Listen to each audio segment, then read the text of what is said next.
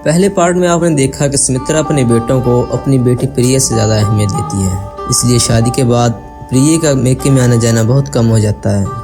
साथ सुमित्रा अपने दोनों बेटों और बहू के साथ आलीशान 2 मंजिला मकान में रह रही होती है। एक दिन बेटी प्रिया माँ को फोन करती है तो पता चलता है माँ अब अपने बेटे बहू के साथ अपने मकान में नहीं रह रही बल्कि शहर से बाहर अपने फार्म हाउस में रह रही है।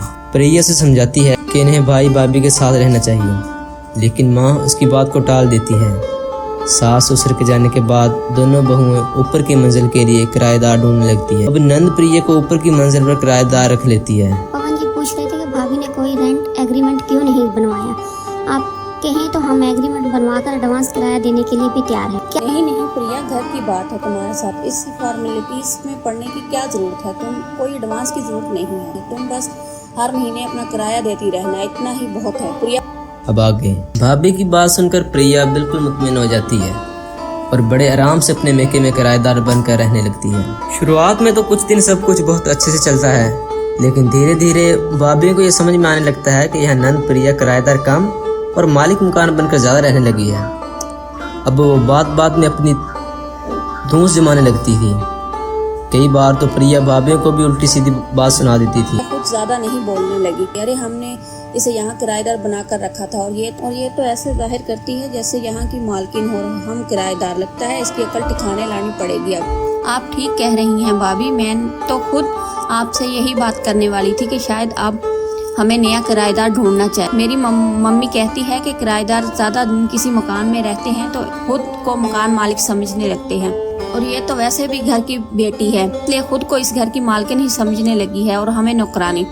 इसके जैसे को तो मैं अपनी जेब में लिए घूमती हूँ, आई ये बड़ी मालकिन बनने वाली। अब जब घर में हमने इसकी माँ की नहीं चलने दी तो ये कौन से खेत की मूली है। हम अभी बताती हूँ इसे। प्रिया तुम्हें यहाँ आए लगभग 1 साल हो गया, तुम 20,000 किराया देती हो, वो पिछले कई महीनों से दिया नहीं।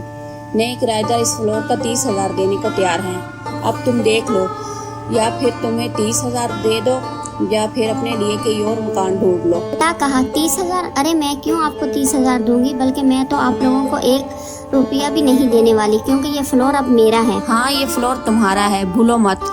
तुम बस यहाँ एक किराएदार हो, जब तक हमारा मन करेगा तुम्हें रखेंगे और जब दिल करेगा सामान समेत तुम्हें घर से बाहर कर देंगे। मैं बहुत इज्जत से आप दोनों के साथ पेश आ रही हूँ, मुझे भी आपकी तरह उल्टा सीधा बोलने को मजबूर मत कीजिए। आपकी भलाई इसी में है कि आप मेरे घर से इसी वक्त दफा हो जाइए। क्या कहा तुमने मेरे घर से? ये घर तुम्हारा कब से हो गया? तुम्हें लास्ट वार्निंग दे रहे हैं, 3 दिन के अंदर घर खाली कर दो, वरना मैं अपना घर खाली कराने के लिए पुलिस बुला लूंगी। किसी गलतफहमी में मत रहना कि भाभी तुम्हारी लकड़ी से डर जाएगी। बड़ी नादान हो आप दोनों। ये मकान मेरे मम्मी पापा का है और इनकी औलाद होने के नाते इस मकान पर आपसे पहले मेरा हक है। आज से ये फ्लोर मेरा है। और हाँ, कोर्ट कचहरी जाने की गलती भी मत करना, वहाँ भी आप दोनों कुछ प्रूफ नहीं कर पाओगे। तो भुलाई का तो जमाना ही नहीं रहा। एक तो अपने घर में इतने दिन रखा, ऊपर से ये हमें ही आंखें दिखा रही है। देख लिया ना पूछे तूने, इसलिए मैं कह रही थी कि रिश्तेदारी दूर की अच्छी होती है, लेकिन तुम तो बड़ी परी की दीवानी हुई जा रही थी।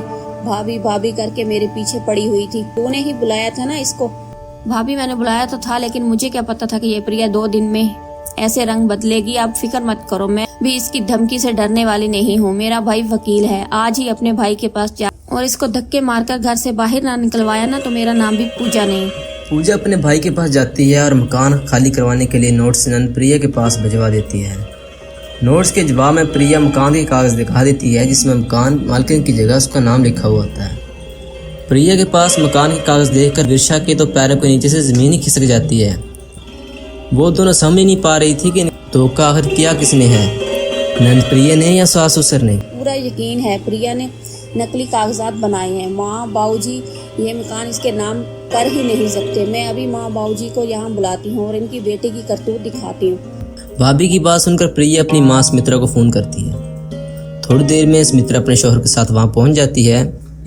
आपने देखा ना माँ जी, आपकी बेटी ने क्या काम किया है। ये हमारे मकान पर कब्जा करना चाहती है। इस मकान की मालकिन तो आप है ना। अब आप ही अपने हाथों से धक्के मारकर इसको घर से बाहर निकालिए, तब इसे अपनी औकात समझ में आएगी। इतने सब तमाशे के बीच दोनों बेटे पुनीत और विनीत भी घर आ चुके थे। पर ये बिल्कुल सही कह रही हो। इस मकान से बाहर वो जाएगा जो यहाँ गलत तरीके से रह रहा है। इसलिए तुम दोनों की समझदारी इसी में है कि 30 दिन के अंदर मकान खाली करके दोनों यहाँ से दफा हो जाओ, वरना पुलिस में केस अब मैं करूँगी।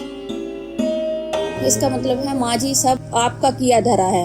ये मकान मैंने अपने शोहर की कमाई से बनाया है। इस पूरे मकान में तुम्हारे शोहरों की कमाई की एक ईंट भी नहीं लगी, इसलिए जिससे मेरा दिल करेगा इससे मैं ये मकान दूंगी। तुम दोनों जहेज में लाई थी क्या ये मकान मैं अपनी बेटी को दे चुकी हूँ। तुम्हें लगा था कि तुम माँ के साथ कुछ भी कर लोगी और माँ कुछ भी नहीं करेगी। वो तो अच्छा हुआ कि आपकी यहाँ किराए पर आने के बाद एक दिन मैं माँ से मिलने के लिए फार्म हाउस चली गई। माँ तो मुझे कुछ बताना ही नहीं चाहती थी। तभी पापा बाजार से राशन लेकर घर में घुसे। पापा को बाइक चलानी आती है नहीं, इसलिए पापा बाजार से पैदल ही सामान लेकर आए थे। वजन उठाने की वजह से वो बुरी तरह हाँफ रहे थे। इन्हें देखकर मैंने कहा, पापा क्या जरूरत थी आपको इस उम्र में अकेले आकर यहाँ फार्म हाउस में रहने की। जीवन भर तो आप दोनों यही राग अपनाते रहे कि दोनों बेटों की शादी करके पोते पोतियों के साथ मजे से अपनी जिंदगी बिताएंगे। और अब जब इनके साथ रहने का वक्त आया तो आप लोग यहाँ अकेले रहने के लिए चले आए।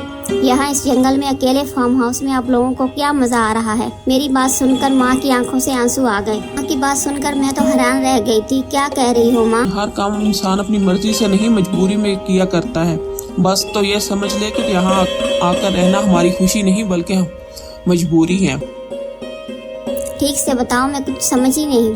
इतना सब कुछ हो गया लेकिन आपने मुझे कभी कुछ नहीं बताया। मुझे तो आपने कभी इस घर में रहकर अपनी इज्जत बचाए रखना अब हम दोनों के लिए बहुत मुश्किल हो रहा था। दोनों बहुएं हमसे सीधे मुंह बात तक नहीं करती थी। जब से तुम्हारे पापा रिटायर हुए हैं वो दोनों तो हमारे नवाले तक गिनने लगी थी। ना वक्त पर खाना बनाकर देती थी, ना ही कभी बच्चों को हमारे पास बैठने देती थी। मुझे भी आकर काम पकड़ा जाती और हर वक्त खाली बैठकर रोटी तोड़ने के ताने देती। एक दिन तो इसने तुम्हारे पापा से कह दिया कि दिन भर यहाँ बैठकर अखबार पढ़ते रहती हो। ये नहीं कि वो सुबह उठकर घर की सफाई ही कर दिया। जीवन भर इन्हें कभी झाड़ू को हाथ भी नहीं लगवाया। और बहू के राज में वो बेचारे सुबह 5 बजे उठकर पूरे घर की सफाई करने लगे। बस अब बेइज्जती मुझसे बर्दाश्त नहीं हो रही थी, इसलिए हम दोनों वो मकान बेटा बहू को सौंप कर यहाँ चले आए। यहाँ आकर कम से कम 2 वक्त की रोटी इज्जत से तो खा रहे हैं। अपनी बात समझा ही नहीं। बस शादी की क्या हुई, मुझे दूध में से मक्खी की तरह निकाल कर अलग फेंक दिया। अगर आपके बेटे आपके काम नहीं आए तो कम से कम एक बार अपनी बेटी को ही याद करके देखा होता। मेरी बात सुनकर माँ और बाबूजी रोने लगे। तू सही कह रही है बेटी। शादी के बाद हम अपने बहू और बेटे के नशे में इतने डूबे हुए थे कि हमने कभी तेरी तरफ पलट कर भी नहीं देखा। हमें माफ कर दो, लेकिन अब मैं अपनी भूल को सुधारूंगा। ये मकान जिसमें तू किराएदार बनकर रह रही है ना, वो तेरे ही नाम करूंगा। अब तू इस मकान की मालकिन बनेगी और वो दोनों घर से बाहर निकलेंगे। जो बच्चे माँ बाप की इज्जत नहीं करते उन्हें माँ बाप की विरासत में भी हिस्सा लेने का कोई हक नहीं। इसके बाद माँ बाबूजी ने मकान मेरे नाम कर दिया और मैंने भी आप दोनों को सबक सिखाने के लिए ही ये किया। की बात सुनकर दोनों बहुएं अपने किए के लिए सास ससुर से माफी मांगने लगती हैं। इससे अब कुछ नहीं होगा। सास ससुर की जायदाद तो सबको अच्छी लगती है, लेकिन मुझे 2 वक्त की रोटी देना और इज्जत से जीने देना इतना भारी क्यों लगता है? तुम चारों अब यहाँ से जाओ। हमारे घर में तुम्हारे लिए कोई जगह नहीं। ससुर की बात सुनकर दोनों बेटे अपने खानदान को लेकर वहां से चले जाते हैं।